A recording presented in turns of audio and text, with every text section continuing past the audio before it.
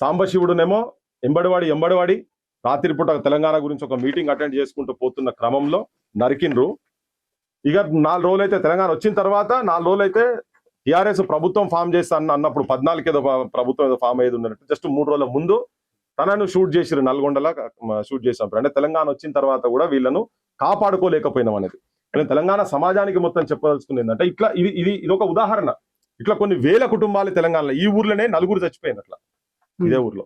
తెలంగాణ వచ్చిన తర్వాత కూడా ఇట్లా వందలాది మంది చనిపోతా ఉన్నారు. తెలంగాణ విముక్తి కోసం ఈ ప్రాంత ప్రజల పక్షాన్ని నిలబడి కొట్లాడినటువంటి వాళ్ళు, స్ట్రైట్ గా తెలంగాణ మూవ్మెంట్ లో చనిపోయినటువంటి వాళ్ళు 69,369 మంది, మళ్ళీ 1,200 మంది.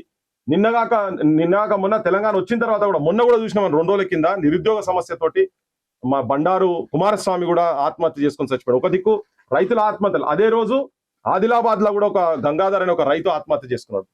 తెలంగాణలో శవాలై ఊరేగుతున్నరమ్మా రైతన్నలు, నడి సేన్లలో సమాధులైన రమ్మా కూలన్నారు అన్నట్టుగా ఇలా యువతరం కావచ్చు ఆత్మహత్యలతో పాటు ఇప్పుడు చనిపోయినటువంటి కుటుంబాలు. మొన్న చూసినాము, టాపర్ ఆ పిల్లగాడు, చాలా టాపర్ కుమారస్వామి, అయినా నౌకర్ లెక్క చచ్చిపోతున్నారు.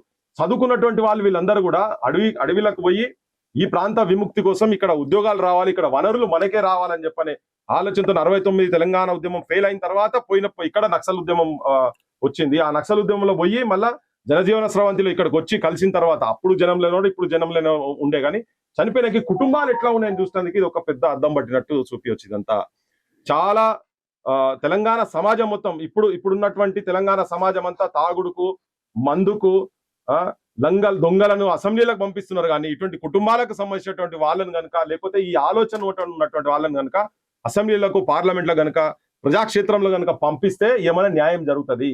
ఇన్ని ఏళ్ల తర్వాత కూడా ఇప్పటికీ కూడా ఈ ప్రభుత్వాలు గత 10 ఏళ్ళు ఆ కుటుంబాలను వాళ్ళు ఏం చూసిరో నాకైతే తెలియదు. వాళ్ళకైతే రావాల్సిన పాత్ర, ఇవ్వాల్సినటువంటి స్థానం ఇచ్చైతే ఉండరు ఈ కుటుంబానికి. అది ఇయ్యలేదు. అది ఓపెన్ గా మాట్లాడాలంటే ఇప్పటికీ కూడా చూడండి, ఇగో ఇక్కడ శిథిలావస్థలు ఉన్నాయి.